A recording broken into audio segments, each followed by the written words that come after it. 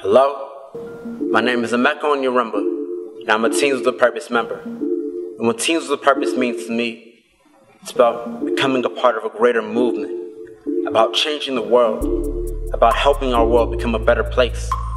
It's about learning, it's about growing, it's about being better, and helping the world get better too. I'm a poet, and I'm also an activist. And we are changing the world, one teen at a time.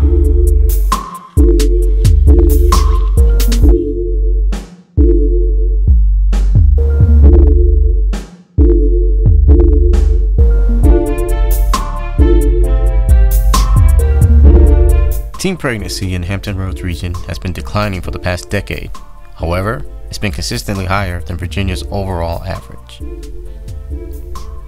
The Hampton Roads region's on-time graduation rate has improved by nearly 7 percentage points over the last 4 school years, yet this rate remains below the statewide average. Teen violence has also been on the decline over the past 3 years, but is still above the state average. The decline in overall numbers is in no way an accident. One organization contributing to the positive outcome is Teens with a Purpose. I am Deirdre Love, the founder and executive director for Teens with a Purpose. What Teens with a Purpose means to me is this is an organization committed and dedicated to empowering young people to use their voice, their talent, their energy, their ideas to change the world, one teen at a time, and I am proud to be a part of it.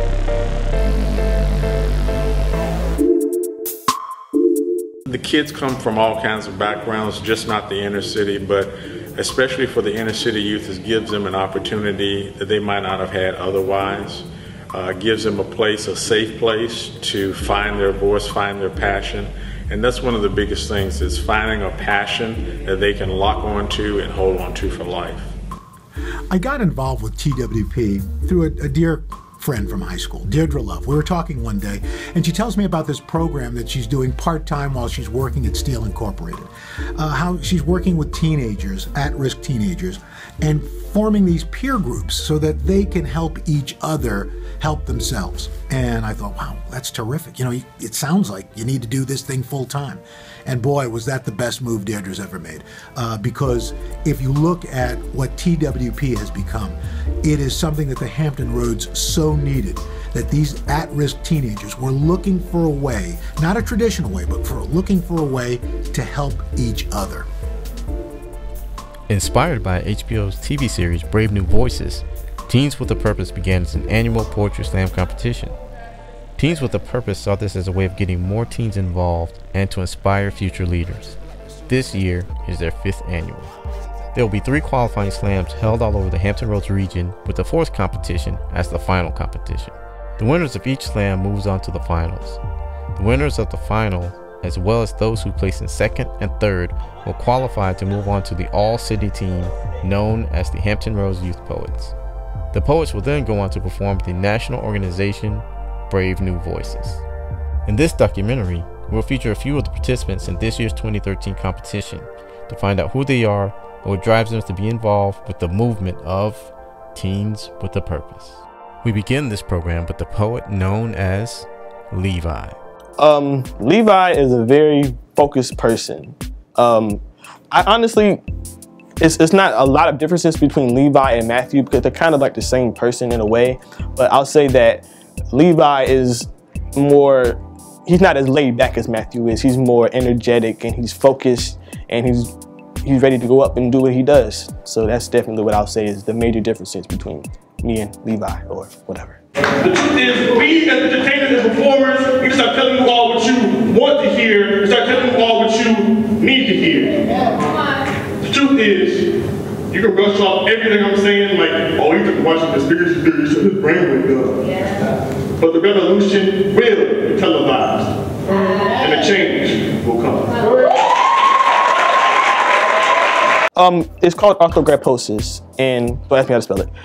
And basically, it is just the tightening of joints and muscles. So with it varies depending on the person, because some people are able to walk and some people are confined to wheelchairs. So I have to say I'm definitely one of the blessed ones because I'm one of the few that's able to move on their own. My letter to high school is about high school. I came from a private Christian school, so in 9th grade I didn't really know anybody, and I'm a quiet person, but like not once you get to know me, so I was a little like insecure the first day of school, and it was kind of a new experience because I had been to public school before, but going to private school for 3 years and having only a class of 50 and then going to a class of 450 is a lot different, with lots of different personalities, lots of different people. A lot of them have known each other since kindergarten. They lived in the same area and I moved to a different area. And I got made fun of sometimes for my hair, or you know, for some things I did, which I didn't, you know, things that you shouldn't be made fun of. And so that's really what it's about, and how 11th grade year, this year, you know, I hear like people laughing at me sometimes, but it doesn't matter because I know who I am as a person, and dealing with insecurity, I've learned to work through that and understand that no one else can steal your joy. You can only let them steal your joy. So, yeah. The first day of 9th grade year, I walked to the bus stop 10 minutes early so I wouldn't be late. Bus 163 arrived around 8:01 a.m. and was filled with every person I could think of or characterize. I remember it smelled like fresh perm and flat iron, with a heavy aroma of Polo cologne. I got in the first seat and looked forward the entire ride. Looking forward and not looking anywhere else became habit. No one knew who I was yet. I dressed normal, whatever normal may be, tried to stay invisible for as long as possible, which didn't last very long because I soon became comfortable and let myself show through the box I was trying to fit myself in. Actually, like I said, I started off doing public speaking, oratorical events, different things like that, and then I actually ended up coming across the organization during a speaking event. It was actually a Youth Matters event with Wilhelmina Long. She was hosting that, and so I went there and I met one of the poets, Savantria, and we just got to talking, and I started writing poetry, and I came out to a couple of different venues to test it out, like climate change, and it was just a whole bunch of them, and I was winning the slams. And you know, the team got in contact with me and they were like, you know, how old are you? I was like, you know, I just turned 13. That's like, okay, we want you on the team. So I slammed for, same thing like tonight, I slammed. I got first place on my first 2 slams and Grand Slam. And then we went to Bay Area, California, and we performed for Brave New Voices, which is like Russell Simmons' HBO show. So after we performed for that, you know, I kind of took a break off of poetry for educational purposes, and also just to take a little break off of it. And like I said, tonight was my first night coming back and doing poetry for about 5 years. I clip obituaries of young people, not in a morbid sense. See, I just try to make it make sense, but it's too hard for me to wrap my brain the way you wrap your finger around the trigger of a gun. And the fact of the matter is this: another voice of silence today. I write for therapy. Like, that's my form of peace and my form of making myself feel better when I don't feel well. I go to my notebook and I write and I write and I write until I feel better. So time after time, I dive into the lies and swim not ashore, but deeper into the storm.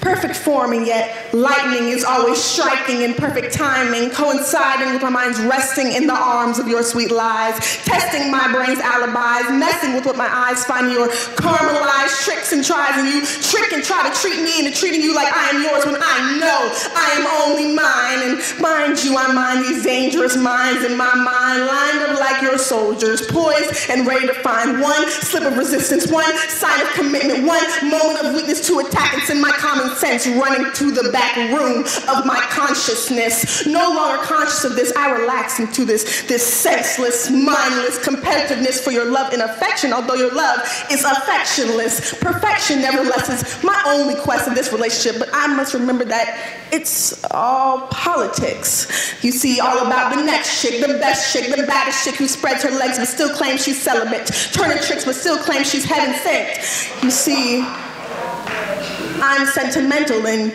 you're a mentalist, and why is it that you have the nerve to eye my curves if my body is something that you deserve? Will I ever earn what I deserve? First I thirst for your presence only to drown in your wickedness or to be found underground, buried underneath a mountain of your sweet lies. My name is Shajaya Wilson. Most people know me by A Feminine Touch. I'm 18 years old and I go to Norfolk State University. What need do they have with my name? I will never be the same without my name, and the shame goes to stubborn pride I cannot just push aside and allow a trample of egotistical rambles to walk, march, and stomp all over my name. And my name is the trump I hold high with delight because of the plight I had to fight in order to rewrite my reputation and fix the narration of lies. I swear it defies the expectations and anticipations of the possibility and probability that I will no longer be able to yomp my name in the barbaric call that Walt Whitman intended me to. And my name, when it clashes with conformity, the enormity of the deformity of society will come crashing down like the walls of Babylon. And my name will fly high with the 50 stars and 13 stripes that unite me and the rest of my nation. And my name will be the identification to my nation that this girl who was born of sensibility and determination, who was raised with responsibility and education, who grew to be effective and effective to the changing world surrounding her, is letting go of all material possessions and the other oppressions that were the repression of her will, and holding on to her name like a baby's blanket in the chill of the night. And my name, oh my name, what need do they have with my name? I hold strong like Proctor during his trials, while high school gossipers, scandalous slander play tug a war with my name, but my grip never loosens. Oh no, my dignity will never subside. I will never allow the honor of Shajaya Shalana Wilson's name to come and go like the tide. Thank you. I chose my stage name because, growing up, I didn't have a father figure. And, that's basically what a lot of my work is about, is not having a father figure. And the word Abba is Swahili for father. I was just a young boy without a father. Never seen him. A day in my life will make silhouettes of this image with my imagination. You see, all I had was my schizophrenic, filthy rich mom. Nobody would tell her exactly how messed up she was because they were so busy getting on their knees begging for cash so that their happiness would be paid in full. My stage name is Soul, and it pretty much represents to me the inside of myself that I want to bring out to the stage. What I want to bring out to the world is to me, and to truly be myself, and to just always remember that whatever I say on stage or anywhere, it has to be from within, from my soul. Devilish in his demeanor. He stands with hell-bent fingers and arms at attention, ready to make his skin exude an orchestra. With the rusty razor blade of a bow firmly pressed against the violent veins, he imagines his screams being accompanied by symphonies. He is Beethoven beautiful, yet he carries such a dormant heartbeat. The audience love the pain in his music. They adore the sound of his torment, yet are deaf to his own humanity. What I want people to take away from my performance is to accept who you are as a person. Because for so long I didn't accept myself. My parents were like, you're beautiful, blah, blah, blah, my friends. Sometimes people I didn't know. But until you truly accept who you are, nothing will change and you will not go any further in your growth and through life. So yeah, I hope people just see who they are as a person and understand that they were made divinely and that they are beautiful. He starts his days at 2 a.m. walking down his street holding snow to his chest as it trickles down to form an S across his heart. But do not call him a superhero. He will laugh at you. Nowhere else to grow but up, like a weed he matured in a summer's day, rough around the edges, blunt, but adorned beautifully with a head full of hair and freckles across his nose. But do not call him cute. He will laugh at you. He is beautiful, but he doesn't believe it. See, he is just trying to support his livelihood, his 6 sisters and 3 brothers, all of which are only related to him through his mother, half-blood. He was never strong enough to compete with full blood, though. No matter how much more of a family it seemed to him, red was never his color, even though it stained his cheeks every time he was asked if he let himself go in another girl by the guys across the street who did nothing but play the lottery with their lives and kick rocks from dusk till morn. He tells himself to be a man every day. He yells it, punches himself in the chest, spits, bangs his head till he's dizzy. He's a man. Well, he thinks he is. No, he knows he is. Actually, he doesn't even know what a man is. But he has to be. What's in a man? Like a son looking like an old man, worn and wrinkled to the core. He has seen too much. Worn and wrinkled to the core. He has anxiety, depression, ADD, ADHD. He's colorblind. Prescribe him anything and he'll turn right around and sell it, because of all these manifestations that are problems actually are from being a father to his siblings. He never wants to go home. He does everything imaginable, pays for all his school fees. He hasn't been taken care of since he was 8 years old. But he's just waiting for someone earthly who cares. It's hard to find the antebellum pre-war life lived by many in dispute with themselves and others. It blooms like beautiful wicked weeds, distancing themselves from the sun because it burns, an anomaly of sorts. Quite like what he used to think of most. He's just waiting for someone to strip themselves bare down from the sole to the sole of their shoes so he can maybe spell trust out of his bones and love out of his ligaments in correspondence with his brother. Head full of hair and freckles across his nose. I try to show him that I care much more than he realizes each day. Because in actuality, he is my best friend. The first piece I had was it's about 9/11, and it's about I pretty much got the whole basis of the poem from a movie called Muslim. It's a really nice film. I want everybody to check it out.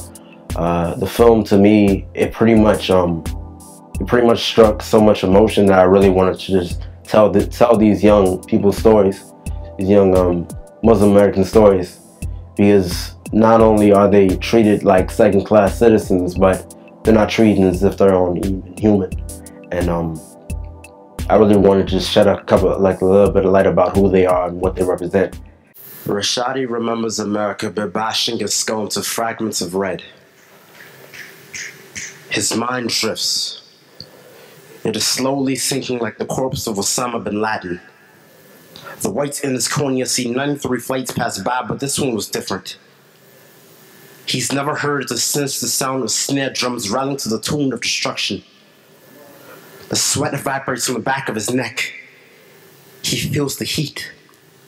Sizzling in that September morning, these New York City streets have become concrete cemeteries, where every tomb cradles a story of Islamic insults. He is fragile as stained glass. Beautiful and broken like the thorns of Jesus, they watch him carry the crucifixion of his own religion. And yet their fist, they impact the space like steel pillars falling amid the chaos. Don't you hear the sounds in their prayers?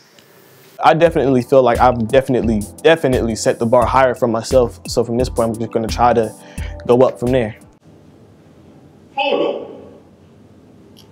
So you're telling me that the only way a young black boy in America can make it out of their city is to either play ball or spit bars? See, isn't that such a pity? See, I'm not trying to be Sadiddy, but we have enough ballers and rappers. But they seem to be the only people that can really make it in this world. See how society's showing chapters? Got me thinking I gotta push rhymes or even do crime. So I like to see my mom break her back looking at Bob tonight.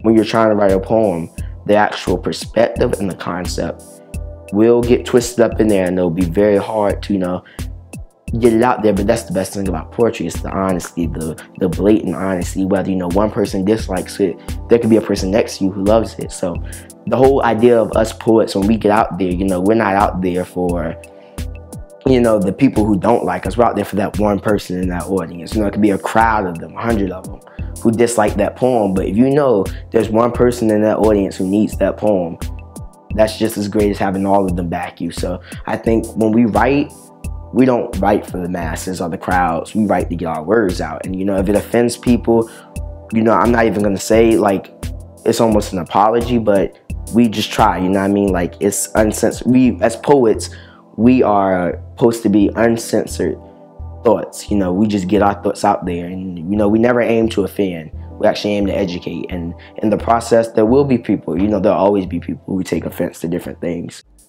I just hope they see that they first off, I hope they listen to what I actually said, you know, because if they're not, there's no point in me going up there.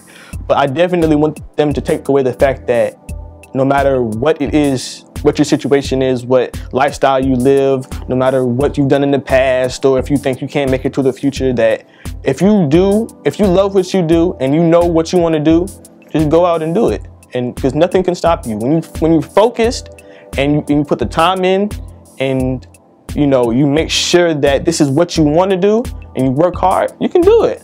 The cause is so much greater than you. So it's that feeling of being up there, having your words heard, and it's just like, for a second, you don't even matter. You know what I mean? Like, what you really want to get out there is the, you know, the poem, the name, the statistics, any type of educational purpose. That's what you want to get out there. It's way bigger than all of us. That what we're doing right now, like, people are gonna look back on this and say like, man, you know, these guys were the originators. Right now it's really surreal because this is the first year that I've gone up in a competition and performed my own stuff. I've always done, like, you know, different monologues other people wrote, but performing your own stuff is really nerve-wracking. And it's like, oh, I wonder if people are gonna like it. Oh, I don't want anybody to judge me.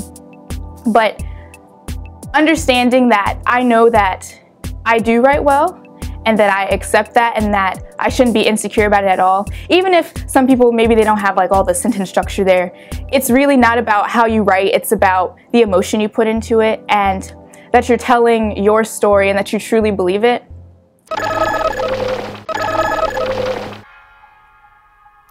I see a flower blooming in the dark, no sunlight or fed nights. She's a little seed trying to live life, got a hold on to what she can't see, being fooled by those that thought she was down. The only thing down about them is that they brought her to the ground, buried deep.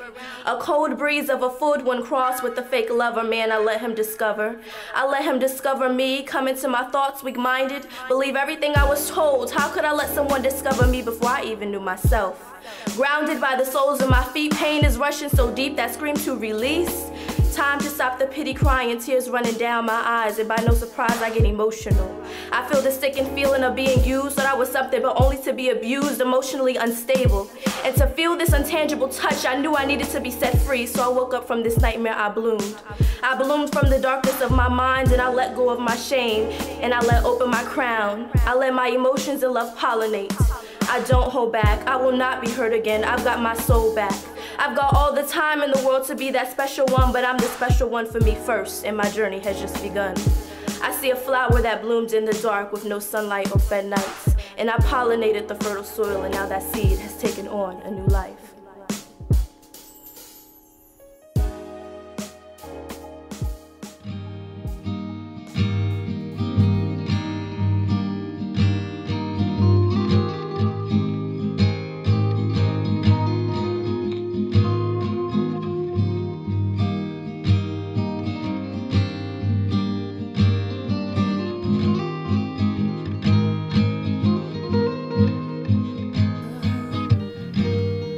The snow outside my window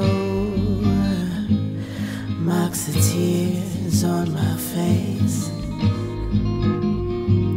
I've been working at this for years now. I'm tired of being in the same place, but I move forward because the future can't be found. And Teens with a Purpose, I found them about 3 years ago, you know, when I was doing some motivational speaking, and somebody told me about them, and she, when I called her, she said, oh, come in and perform, do this, you know, she got me involved. And if Teens with a Purpose had not been in my life, I would have not made it this far.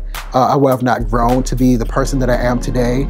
I would have made a lot of bad decisions, a lot of negative decisions. My energy wouldn't have been positive. How I speak wouldn't have been positive, you know. And it's a platform to help teenagers and even adults and volunteers to move forward, because we're all about loving each other, teaching and being aware of your surroundings and who you speak to. Yeah. Writing is what comes most naturally to me. I also like dancing and singing and acting. I like all that type of stuff, but writing, definitely. Writing and speaking, I really feel like I can just pour out everything. Like if I had a hard day, I can just grab a piece of paper or write a note. It doesn't even have to be that much, but I feel so much better. Poetry for me is an outlet, you know, it's an outlet for expressing myself, for expressing those who can't speak, you know. It's always been for the greater cause. Like, I never sat down and said, okay, I'm doing this for me. It was always, I'm gonna do it for that person, you know, who may have died, you know what I mean? Like, their voice was never heard. I would like to be that voice for them. It was always the sense of stepping up. Like, if our generation's not gonna do it, somebody has to do it, you know? I would say like I get my inspiration from the world itself, just by whether it be a conversation or a news article, or whether it be just sitting down and talking. Like it's everywhere. Inspiration is everywhere, and it really just drives me to want to keep continuing telling these stories and telling my own. So then my second piece was Break the Circle. And that's really close to my heart, because that's one of the first real poems I ever wrote when I started performing like around 1.5 years ago. Lord, forgive me because I took the where he stand and I stood over him and I shook his hand. I jumped back in my minivan, doubled back to his block, make the gun go blam. Because homie, I ain't backing down for nothing, because I'm backing down like Shaq and who's left 223 in my hand. So like a radio signal, man, you better pray to God in this chopper jam. So I have the police radio signal saying that a 187 landed on your corner. The coroner comes to comfort your mama, but he tells her, Mama, he's dead. Shoot, the next morning I toasted up with my homies. We jumped and smoked marijuana.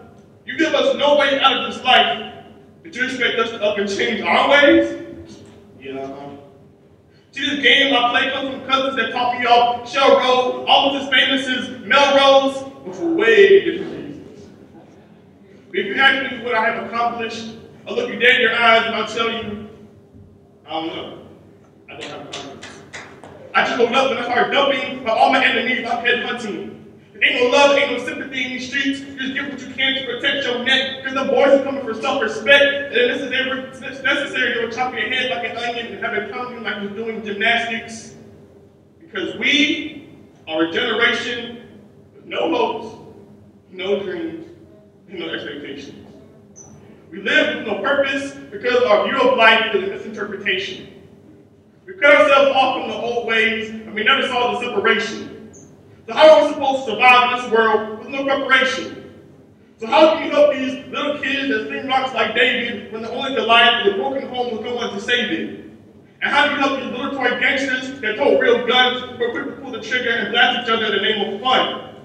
Because there ain't no fun to the tears in a mother's eyes whose world falls straight to hell when her little angel dies. And you already know it's coming from one bloodshed for bloodshed. They won't stop until their blue chucks get soaked red. So now you have nothing but little kids and teenagers buried 6 feet under because the hearts are rage and confusion instead of hope and wonder. This is simply a circle of violence fueled by drugs, sex, and ignorance that can only be broken with love, with truth, with diligence.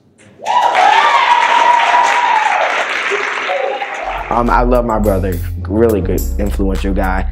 The piece was actually inspired as a writing prompt. I'm trying to pick up the Atlantic Ocean with bare hands. Pointless. Pointless like trying to live up to your expectations. Expecting me to be like him. My brother. Him is who he is supposed to be.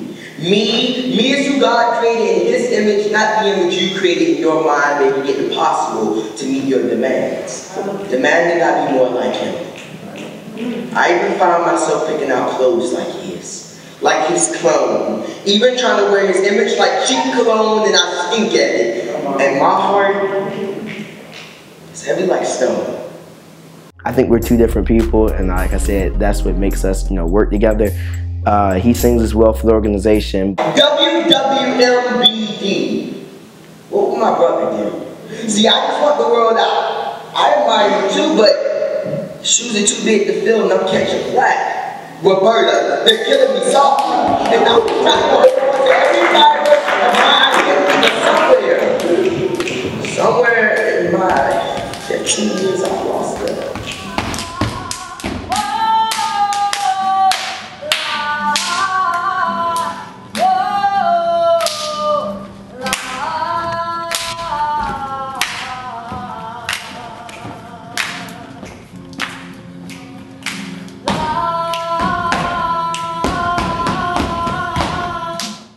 And the third piece, really that one I have to say is definitely close to me, because that one basically just describes me, and it describes, it's called Impossibility is an Impossibility. And it basically just describes how I don't let my condition or disability or whatever you want to call it, it does not affect what I do in my life. It's just simply a piece of the puzzle that makes me me. Statistically speaking, as a young African-American male, society assumes that I will either be dead or in jail by 25.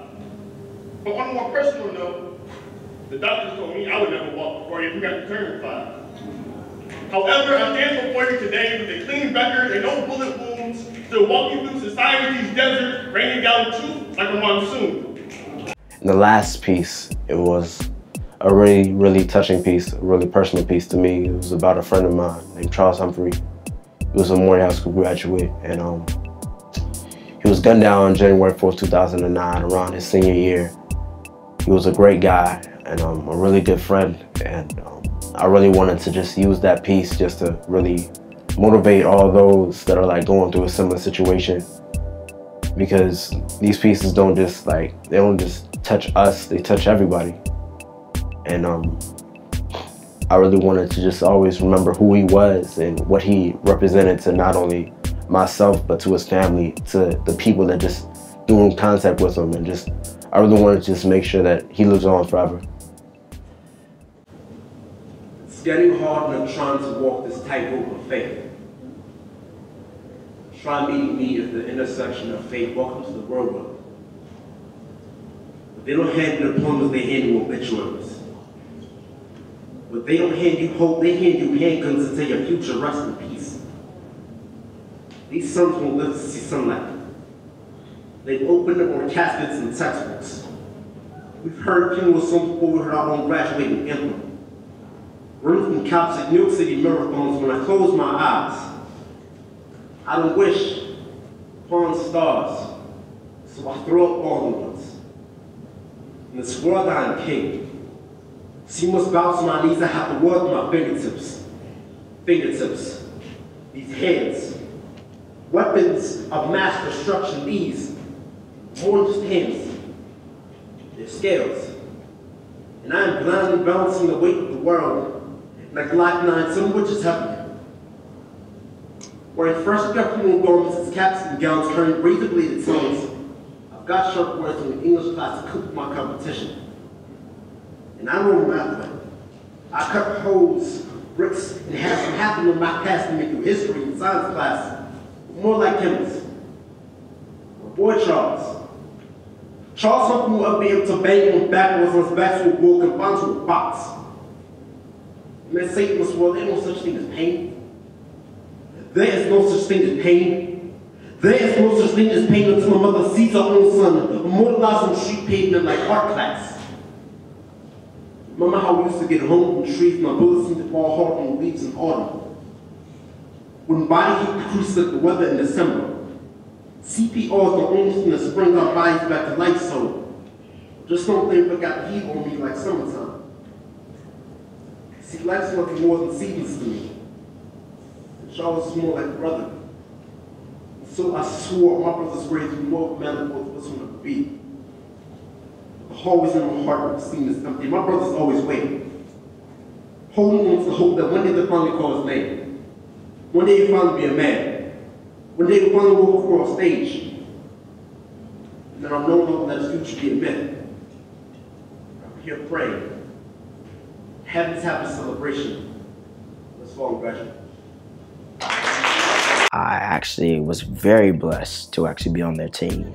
Savantria, the two young ladies that spoke, all of them have so much power in their words, and to get up there and to hear them, you know, articulate those words through poetry, it just means so much, you know what I mean? Like when you get up there, it's almost like you don't see gender or color or race or creed, nationality, you see poetry, and that's, like I said, that's what makes it so special. I was very happy to see a lot of females. Usually we don't get a lot of females, we tend to get guys, and to see a lot of females out there, it definitely, you know, brought a new meaning to it. And then, like I said, the guys as well, they're amazing. From Nate to Mike and Q, all of them, they have such different perspectives, and when it's all together, it's almost like this masterpiece that needs to be heard. At first, when I started doing poetry slams, I wasn't a big fan because, for multiple reasons, but I like it because now I see that it helps you see where you stack up with other poets in your area, and it shows you whether if you're on the right track or if you like really need to go back and do a lot of improving. So I really like that I'm able to come out with other poets. And, you know, they're all real cool people. So I'm able to come out and see how I stack against them and see if I'm still going on the right path or if I need to, you know, do a lot of fixing up. I would say with TWP and Panther Rosie's Poets that it's one great, amazing platform that with it you can do so much. Like, I've traveled the world, I've traveled the country like so many times, hopefully gonna travel the world really soon. But with it, like, it's a great tool. Like, you change, like, you literally see yourself growing within the next few weeks that you're there at every single meeting, and just growing with the people around you. Like, it makes you a better person. I take it as, this might sound a little corny, but I take it as like, I'm like a motivational, inspirational kind of poet kind of deal. And basically, I like to say that I represent the underdogs of society, the people that, you know, people count out because all the odds are stacked against them. It makes it seem like they're not going to be able to make it out of that situation. So I take that as a personal thing for me because I consider myself an underdog. So I'll say my message is like, I'm just the bark of the underdogs. And what happened is, with my talent, with my wisdom, with my love, with my memories and my past, I'm able to sit down and feed off of energy that's around me and write based off what, you know, it's all about education too. Because if you don't have a good vernacular or you don't have good word choice, you're not gonna know how to put it together. So all of those, everything played a part, you know, just live and you'll learn. You see, I didn't judge Mama. She was all I had. She knew what was best for me. When she would compulsively strike me in the head with a stick, it was best for me. When she would lie my feeble body in scorching waters, it was best for me. You look like your daddy, boy, I hate you, she would scream, but it was best for me. I said, don't judge my mama. Wade in the water, wade in the water till dry.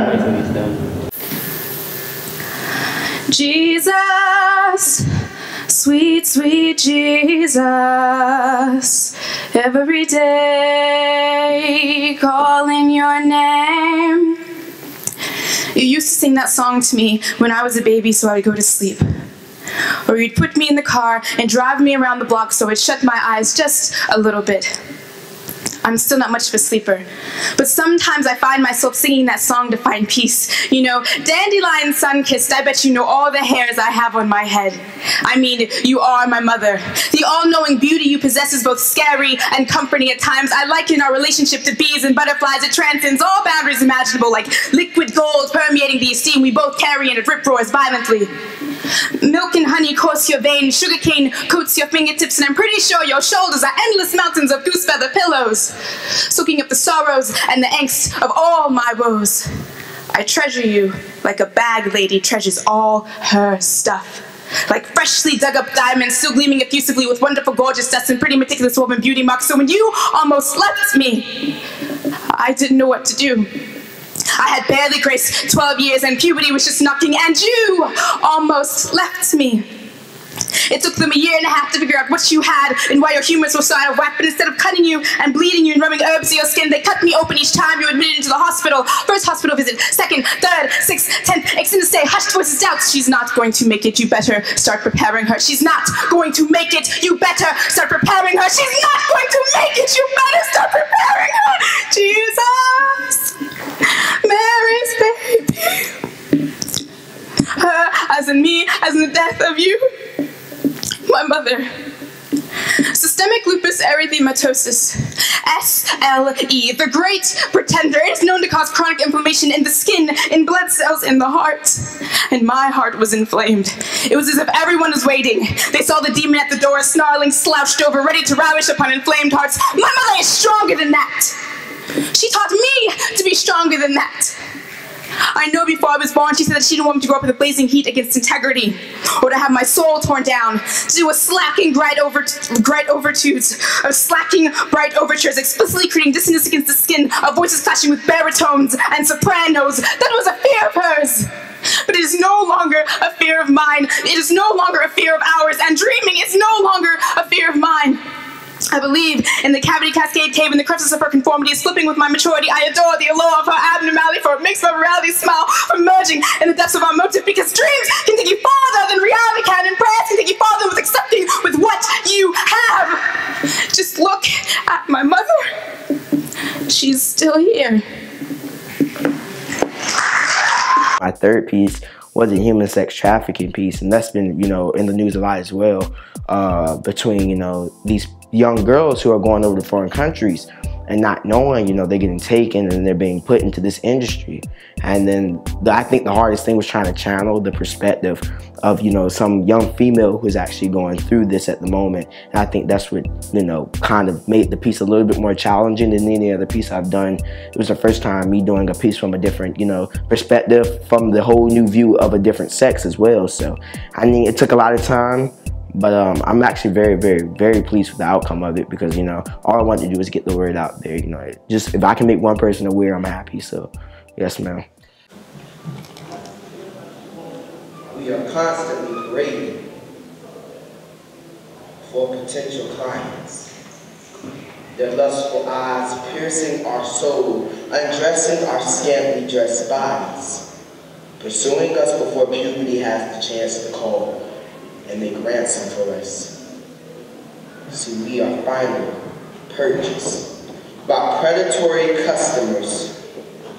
We are ensnared in abandoned basements, warehouses. Our voices are silenced by walls that separate us from the rest of the world. See, the roles are reversed. We are now foreigners in a land we used to call home. These lives are no longer our own, while tourists roam the streets, admiring the architectural beauty and celestial nights that permeate the night sky.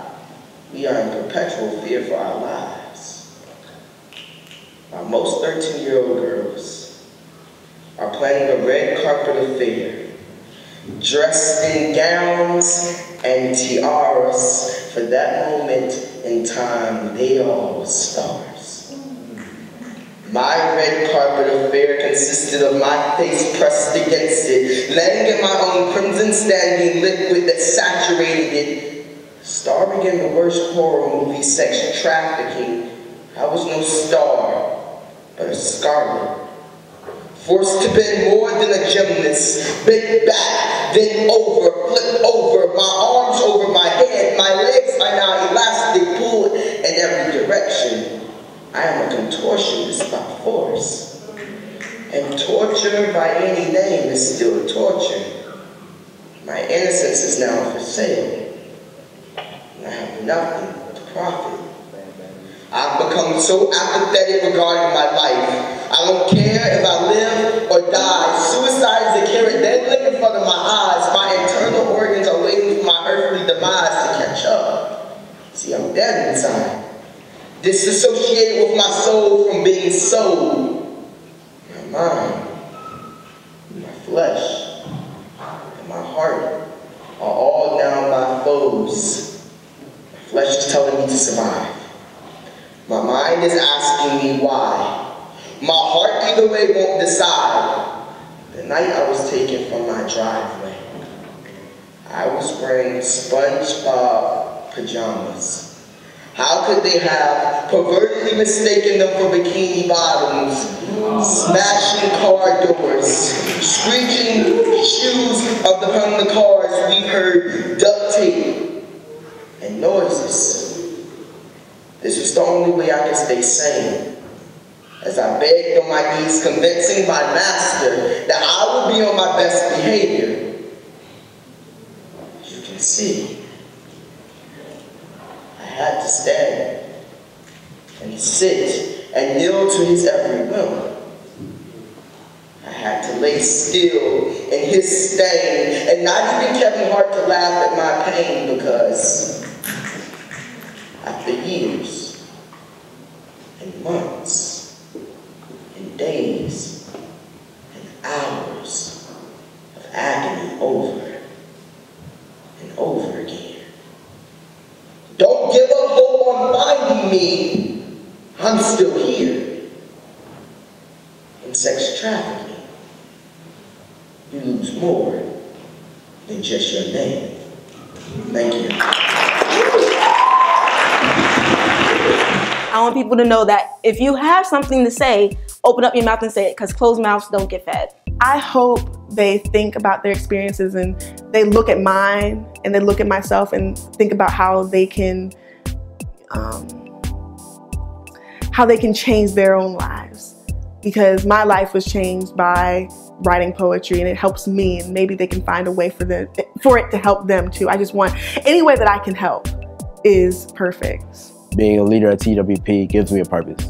It makes me feel that like, man, like I'm gonna lead a really good legacy once I'm done being a teen, and really want to help the next generation just keep on growing, keep on becoming a bigger and stronger and greater movement.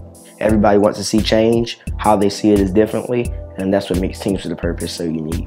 Once I saw Ms. Deidre Love, our CEO and founder, and her son do a piece, I was like, wow.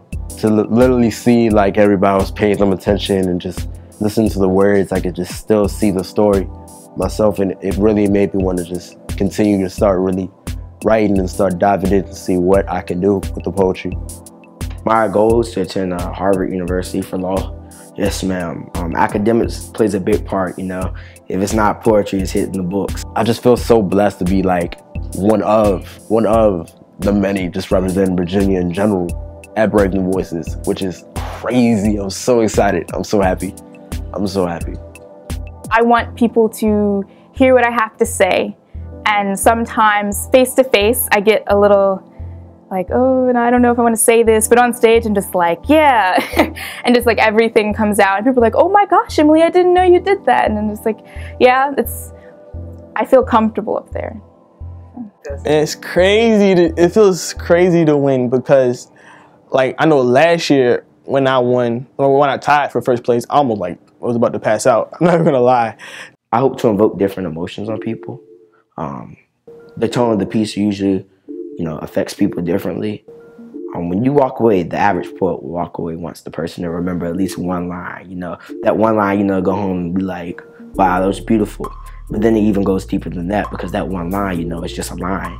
You want it to change lives and to affect masses and masses of people, just to have your words out there. You know, like I said, if one crowd versus one world, that poet who can get that one crowd over the whole world will be happy. So when we go out there, it's never like we're out here to force things on you or to force emotion on you. It's our truth, and we hope that you will find some similarities in the truth as well.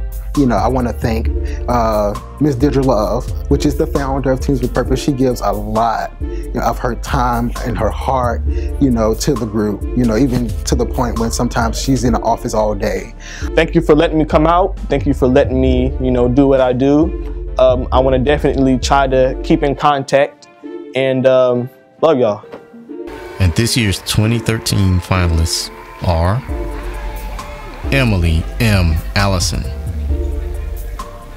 Matthew Levi St. Clair,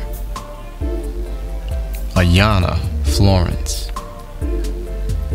Rayvon Ray of Hope Johnson, Emeka Soul Onyuremba, Kayla Sujet Walker,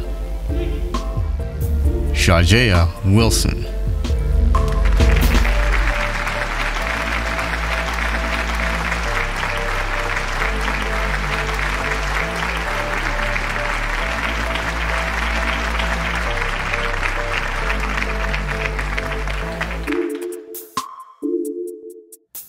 The growth of this program, the growth of TWP, Teens with a Purpose, has been nothing short of remarkable. But yet, even though they now have camp programs, after-school programs, art programs, spoken word competitions, music, at its very core, it is still all about Teens with a Purpose. Teens helping each other make that difficult transition from that at-risk behavior to being responsible, safe adults. It is an amazing program, but it still, no matter how big it gets, it still remains this small program, this group of kids helping each other. And that is nothing short of amazing.